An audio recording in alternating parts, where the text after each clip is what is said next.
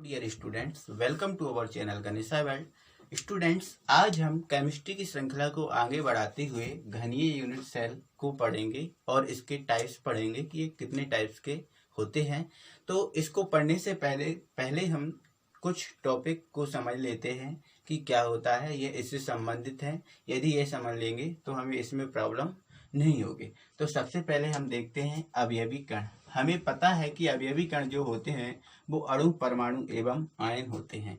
तो ये तो हमें पता है, लेकिन हमें यह नहीं पता कि अवयवी कण जो होते हैं वो किस आकार में होते हैं, किस प्रकार से होते हैं। तो फ्रेंड्स, जो अवयवी कण होते हैं वो बिंदु आकार के होते हैं। ये बिंदु आकार के इस टाइप से रहेंगे, ये बिंदु के रूप में रहेंगे, या फिर फ्रेंड्स ये इस टाइप से रह सकते हैं।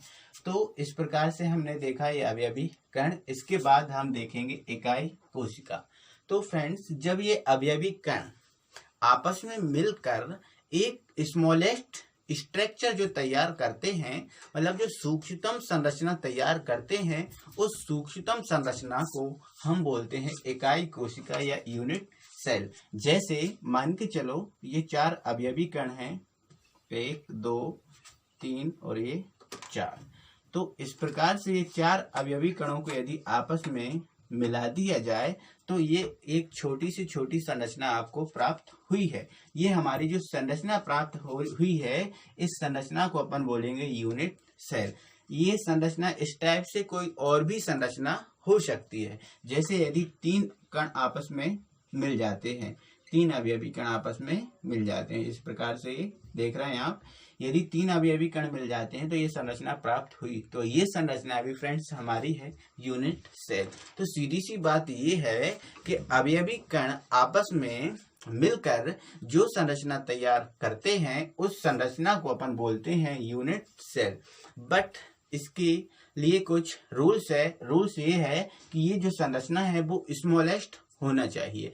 ऐसा नहीं होना चाहिए जैसे कि ये कोई, हम इसमें देख रहे हैं कि इसमें ये 4 संरचनाएं बनी हैं। तो इन 4 संरचनाओं में एक छोटी से छोटी जो संरचना है वो ये है, या फिर ये है, या फिर ये है, या फिर ये है। तो इसमें जो यूनिट सेल है वो ये है। एक यह भी यूनिट सेल है, एक यह भी यूनिट सेल है, और एक यह भी यूनिट सेल है। तो सीधी सी बात, इसमें जो यूनिट सेल है वो 4 यूनिट सेल है। तो जो स्मॉलेस्ट संरचना होती है उसे ही हम कहेंगे यूनिट सेल। नेक्स्ट हम देख लेते हैं क्रिस्टल जालक या क्रिस्टल लैटिस। तो हमने फ्रेंड्स देखा कि जो अवयवी कण आपस में मिलते हैं तो बनती है यूनिट सेल। तो अब हम क्रिस्टल जालक को देखेंगे। तो सेम इसी के जैसा है कि जब यूनिट सेल आपस में मिल जाती हैं, बहुत सारी यूनिट सेल आपस में मिलकर जो संरचना तैयार करेंगी, उस संरचना को हम बोलेंगे फ्रेंड्स क्रिस्टल जालक या क्रिस्टल लैटिस। जैसे कि मैंने इसी संरचना में देख रहा हूं, और बड़ी संरचना इसको मैं कर दे रहा हूं, जैसे और बड़ी कर दी संरचना। इसमें फ्रेंड्स देख रहा हूं कि मैं सबसे छोटी संरचना ये है, और इस प्रकार की संरचना बहुत सारी आपस में मिल गई हैं और एक ये बड़ी संरचना तैयार हो गई है। तो ये बड़ी संरचना है, उस बड़ी संरचना को हम बोलेंगे लैटिस या क्रिस्टल लैटिस। तो मैं कह सकता हूं कि यूनिट सेल जब आपस में मिलेंगी तो जो संरचना तैयार होगी फ्रेंड्स, उसे हम कहेंगे क्रिस्टल लैटिस या क्रिस्टल जालक। इसके बाद फ्रेंड्स हम पढ़ेंगे घनीय यूनिट सेल। जैसा कि फ्रेंड्स हमने देखा कि अवयवी कण आपस में मिलेंगे तो एक संरचना बनेगी जिसको हम कहेंगे यूनिट सेल, और यूनिट सेल आपस में मिलेंगी तो एक और संरचना बनेगी जिसे हम बोलेंगे क्रिस्टल जालक। तो इस प्रकार से हमने ये समझा। इसके बाद हम घनीय यूनिट सेल पढ़ेंगे कि घनीय यूनिट सेल क्या होती है। तो फ्रेंड्स, घनीय यूनिट सेल है, हमें नाम से ही समझ में आ रहा है कि घनीय यूनिट सेल। तो ऐसी यूनिट सेल जो घन के आकार की होती है उसे हम कहते हैं फ्रेंड्स घनीय यूनिट सेल। अब ये घनीय यूनिट सेल के टाइप्स की बात करें तो ये 3 टाइप की होती है, जिसमें फर्स्ट है सरल घनीय यूनिट सेल। सरल घनीय यूनिट सेल, जिसको हम इंग्लिश में बोलते हैं सिंपल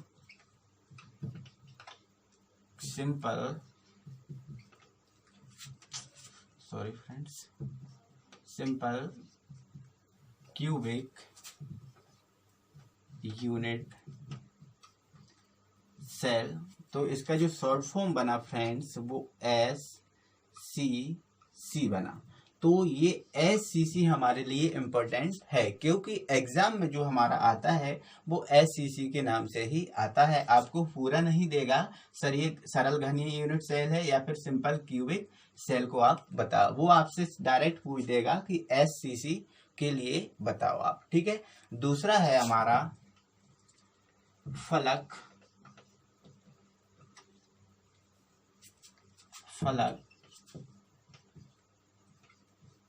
केंद्रीय घनीय यूनिट सेल, जिसको इंग्लिश में हम बोलेंगे friends face centred cubic cell.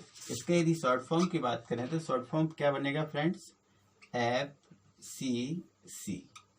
तीसरा टाइप है हमारा जो है अंतः केंद्रित घनीय यूनिट सेल। अंतः केंद्रित घनीय यूनिट सेल, जिसको हम इंग्लिश में बोलेंगे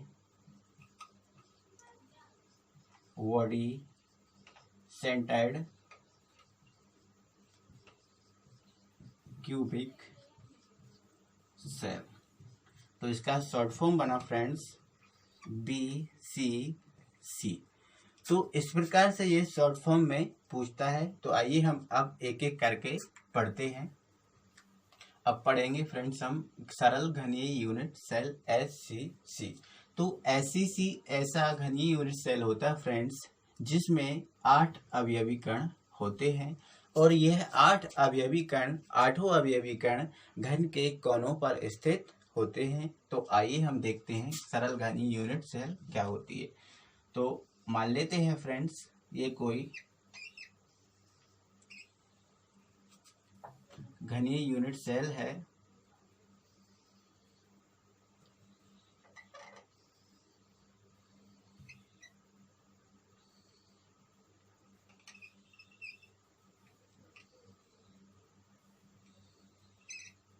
जिसमें फ्रेंड्स 8 अवयवी कण हैं, और यह 8 अवयवी कण घन के कोनों पर स्थित होंगे। तो ये हमारा क्यूब है, घन है, तो 8 ही अवयवी कणों को हमें घन के कोने पर स्थित करना है।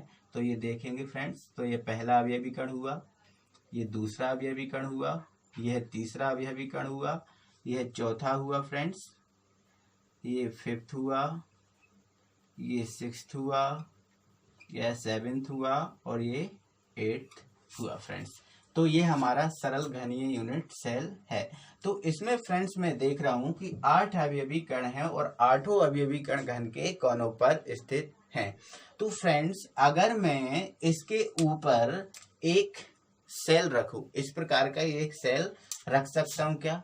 एक में फ्रेंड्स क्या इसके साइड में रख सकता हूं क्या? एक में इस तरफ रख सकता हूं फ्रेंड्स, क्या रख सकता हूं? एक इसके, देखो फ्रेंड्स एक बार फिर से बता रहा हूं मैं कि ये इसका कॉर्नर है, ये इसकी एज है, मतलब ये इसकी किनारे है, ये इसकी फलक है। इसकी फ्रेंड्स 6 फलकें हैं। घन भी कोई सा भी घन हो, उस घन में 6 फलकें होती हैं फ्रेंड्स। तो मान लो ये कोई इस प्रकार का घन है, तो क्या फ्रेंड्स इसके साइड में मैं क्या कोई एक घन रख सकता हूं? आइए फ्रेंड्स मैं इसको अलग से आपको बता दे रहा हूं। एक मिनट। जैसा कि हम इस क्रिस्टल जालक में देख रहे हैं कि इस क्रिस्टल जालक में इस प्रकार के 8 यूनिट सेल हैं। तो इन 8 यूनिट सेल को हम देखते हैं। तो पहला यूनिट सेल हमारा ये है, दूसरा यूनिट सेल ये है, तीसरा, चौथा। तो ये 4 यूनिट सेल फ्रेंड्स ये यहाँ तक रखे हैं। अब इसके ऊपर 4 यूनिट सेल फ्रेंड्स और रखे हैं, जो है 5, 6, 7 और 8। इस प्रकार से देख रहा हूँ फ्रेंड्स कि ये जो क्रिस्टल जालक है वो 8 यूनिट सेल से मिलकर बना है। तो इस प्रकार से हम कह सकते हैं फ्रेंड्स कि इसका जो प्रत्येक कण है वो 8 यूनिट सेल के संपर्क में आता है। कैसे, हम देखते हैं। मान लेते हैं अपन इसी यूनिट सेल को हम यहाँ एज्यूम कर लेते हैं। मान लो ये हमारा ये कोई यूनिट सेल है, यही वाला। अब इस यूनिट सेल में हम इस कण की बात करें फ्रेंड्स, तो देखो फ्रेंड्स ये वाला जो कण है ये इस यूनिट सेल के संपर्क में भी आ रहा है। इसके पास उस तरफ जो यूनिट सेल रखी है उसके संपर्क में आ रहा है, तो ये 2 यूनिट सेल के संपर्क में आ गया फ्रेंड्स। यहाँ से हम देख रहे हैं फ्रेंड्स इसके ऊपर एक ये यूनिट सेल रखी है, ये 5वीं यूनिट सेल इसके संपर्क में भी आ रहा है। इसके बाजू में जो यूनिट सेल रखी है, जो 6वीं यूनिट सेल है, उसके संपर्क में भी आ रहा है।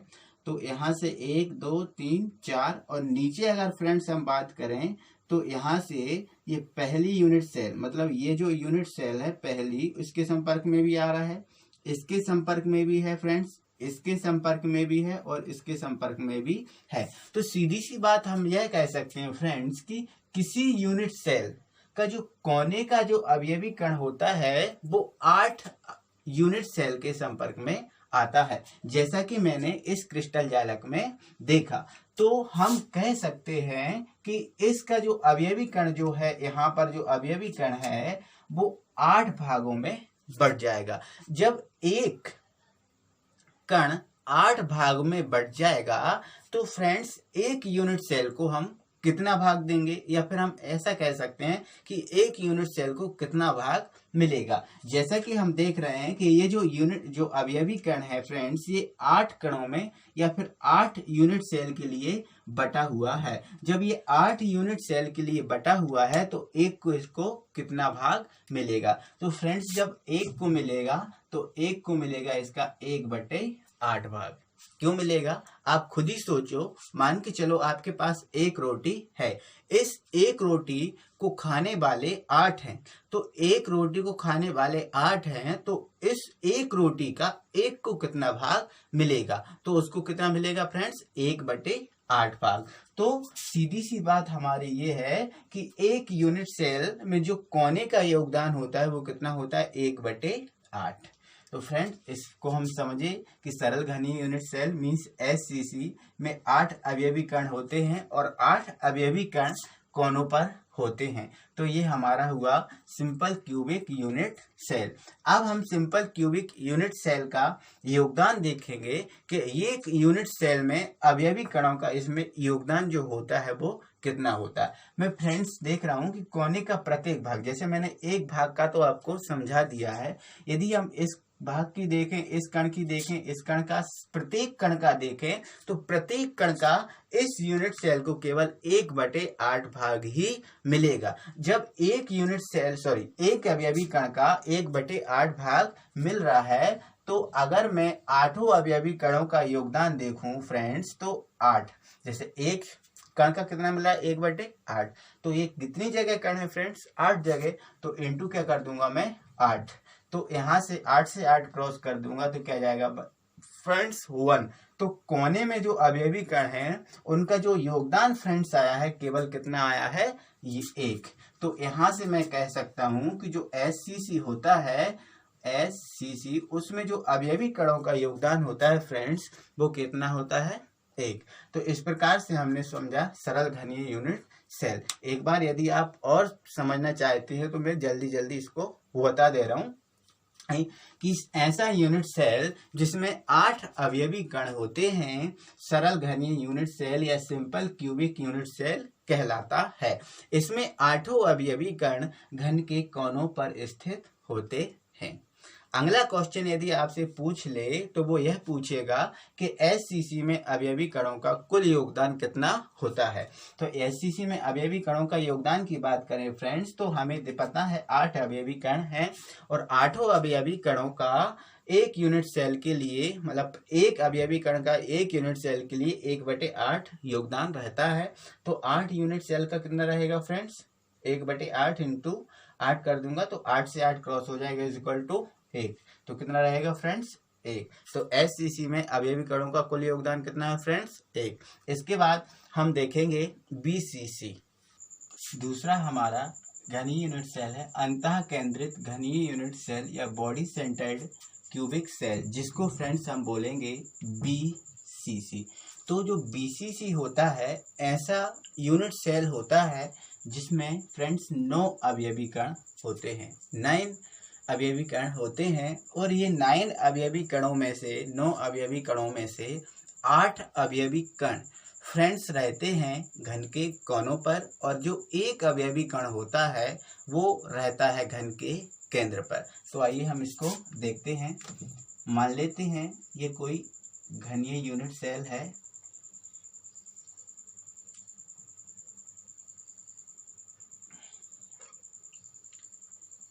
ये कोई घनीय यूनिट सेल है जिसमें 8 कण होंगे घन के कोनों पर। अब 8 कण घन के कोनों पर होंगे फ्रेंड्स, तो इस प्रकार से हम देखेंगे 1 2 3 4 5 6 7 और ये हुआ फ्रेंड्स 8।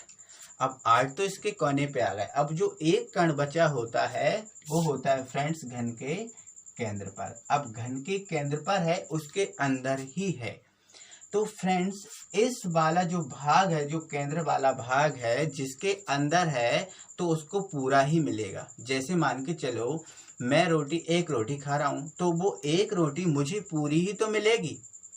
अब ऐसा थोड़ी होगा कि मैंने उस रोटी को खा लिया और वो किसी के दूसरे के पेट में चली जाए, तो ऐसा नहीं होगा।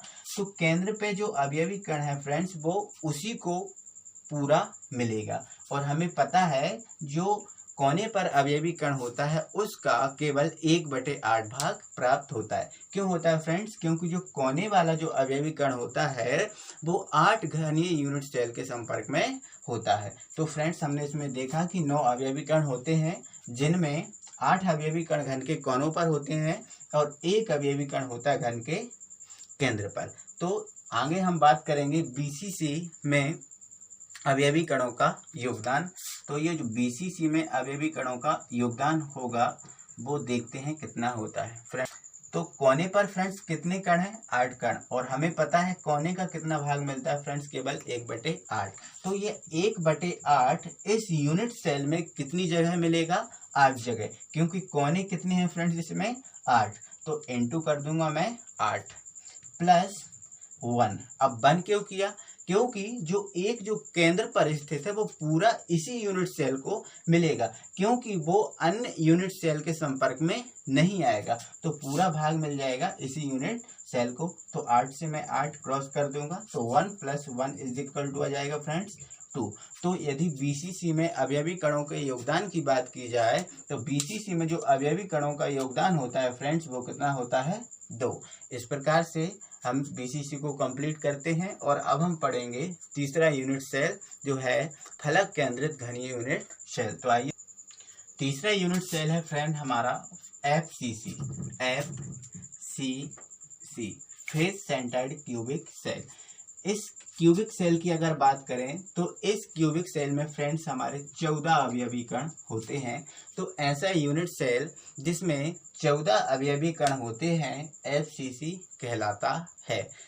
और ये जो 14 अवयवी कण होते हैं, इन 14 अवयवी कणों में फ्रेंड्स 8 जो अवयवी कण होते हैं वो होते हैं घन के कोनों पर, और एवं जो 6 अवयवी कण होते हैं वो होते हैं घन की फलक पर। जैसे कि हम इस घन में देख रहे हैं कि इस घन में 6 ही फलक होती हैं। घन कोई सा भी हो इससे मतलब नहीं, कोई से भी घन हो उसमें 6 ही फलकें होती हैं। जिसमें पहली वाली फलक है जो फ्रेंड्स वो देख रहे हैं आप, ऊपर वाली है।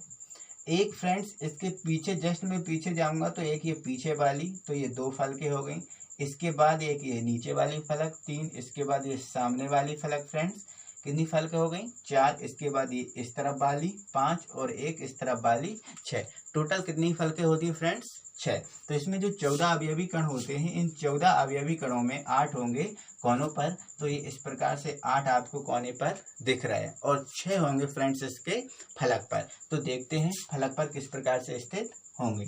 तो मान के चलो ये ऊपर वाली फलक पर स्थित है कोई कण।